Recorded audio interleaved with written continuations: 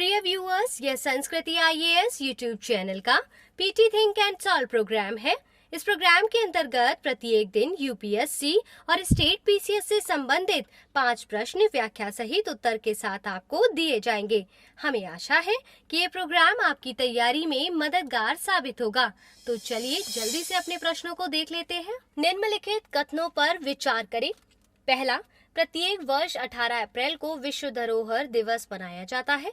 दूसरा, वर्ष 2021 के लिए विश्व धरोहर दिवस की थीम है कॉम्प्लेक्स पास्ट डाइवर्स फ्यूचर्स। तीसरा, भारत में कुल 36 विश्व धरोहर स्थल हैं। उपयुक्त में से कौन सा कथन आपको सही लग रहा है? ए केवल 1, बी केवल 1 और 2, सी केवल 2 और 3, डी उपयुक्त सभी।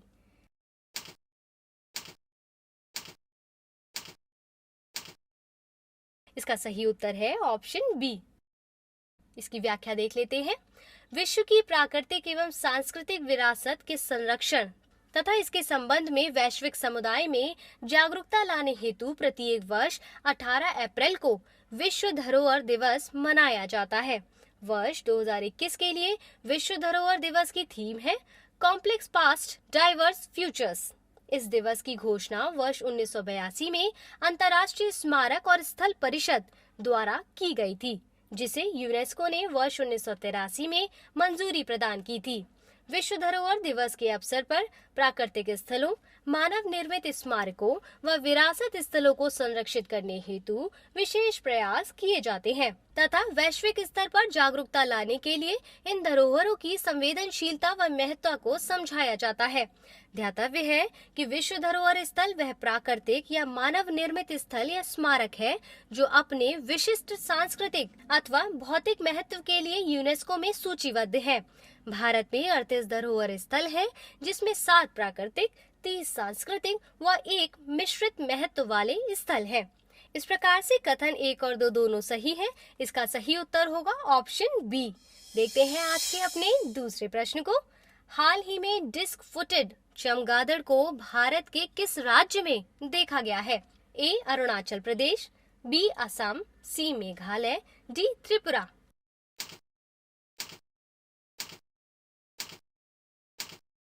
सही उत्तर क्या होगा? Option C. देखते हैं व्याख्या क्या है इसकी। हाल ही में मेघालय में बांस के वृक्षों पर रहने वाले भारत के पहले चमगादड़ को देखा गया है। इसके डिस्क चिपचिपे होते हैं। डिस्क फुटेड चमगादड़ का वैज्ञानिक नाम यूसिडकोपस डेटिकुलस है।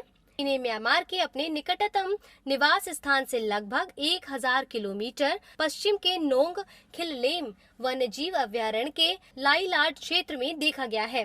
डिस्क फुटेड चमगादड़ में पाए जाने के बाद मेघालय में चमगादड़ों की विभिन्न प्रजातियों की संख्या 66 हो गई है, जो भारत के अन्य राज्यों की तुलना में सर्वाधिक है।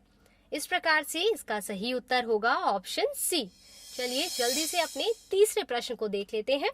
निम्नलिखित कथनों पर विचार करें।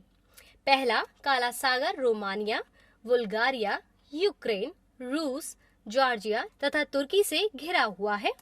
दूसरा, काला सागर को कर्ज जल संधि मरमरा सागर से जोड़ती है। उपरोक्त में से कौन सा कथन आपको सही नहीं लगता है? ए केवल 1, बी केवल 2, सी 1 और 2 दोनों, डी ना तो 1 ना ही 2।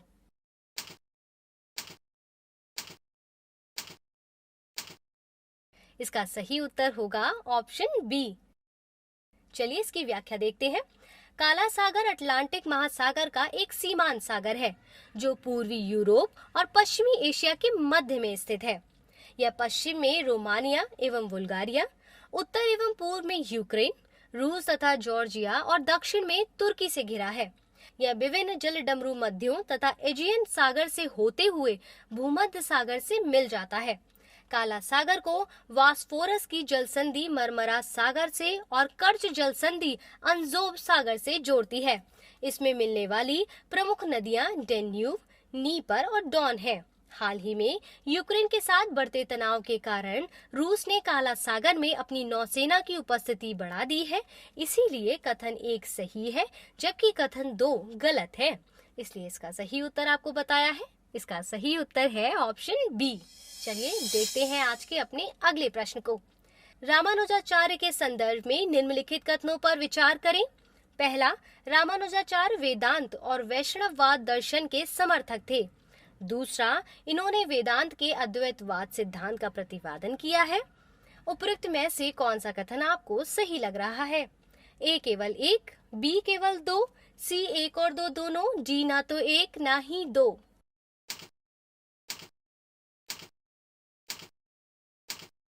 इसका सही उत्तर है ऑप्शन ए। जल्दी से इसकी व्याख्या देखते हैं। रामानुज या रामानुजाचार्य एक भारतीय दार्शनिक, हिंदू धर्मशास्त्री, समाज सुधारक और हिंदू धर्म के वैष्णववाद परंपरा के महत्वपूर्ण प्रतिपादकों में से एक थे। इनका जन्म वर्ष 1017 में तमिलनाडु के श्री पेरुम्बुदूर गांव में हुआ था। रामानुजाचार्य वेदांत और वैष्णववाद दर्शन के महान समर्थक थे। ये वेदांत के विशिष्टाद्वैत सिद्धांत के प्रतिपादक थे। वैष्णव परंपरा के अनुसार रामानुजाचार्य गैर द्वैतवादी वेदांत से असहमत थे। इसकी बजाय उन्होंने तमिल अलवार परंपरा के विद्वान नथ मुनि तथा यमुनाचार्य का अनुसरण किया। रामानुजाचार्य के प्रमुख शिष्य रामानंद, कबीर, रैदास और सूरदास है। रामानुजाचार्य के अनुसार भक्ति का अर्थ पूजा पाठ या कीर्तन भजन नहीं, बल्कि ध्यान करना या ईश्वर की प्रार्थना करना है। इन्होंने भक्ति को जाति एवं वर्ग से पृथक कर सभी के लिए संभव माना है तथा अछूतों के साथ होने वाले किसी भी प्रकार के भेदभाव का विरोध किया है। इन्होंने ब्रह्म सूत्र पर भाष्य, श्री भाष्य एवं वेदार्थ संग्रह मूल ग्रंथ है। इनका निधन वर्ष 1137 में तमिलनाडु के श्री रंगम में हुआ था। 18 अप्रैल 2021 को रामानुजाचार्य की 104वीं जयंती मनाई गई है। इस प्रकार कथन 1 सही है, जबकि कथन 2 गलत है। इसलिए इसका सही उत्तर क्या होगा? Option A. चलिए अब अपने अंतिम प्रश्न को देख लेते हैं। एटिंगल विद्रोह के संदर्भ में निम्नलिखित कथनों पर विचार करें। पहला, इसे ब्रिटिश साम्राज्य के विरुद्ध पहला संगठित विद्रोह माना जाता है।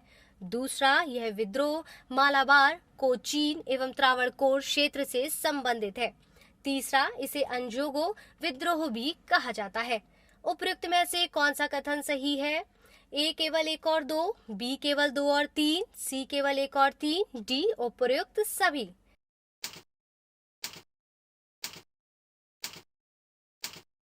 सही उत्तर है ऑप्शन डी। इसकी व्याख्या देखते हैं।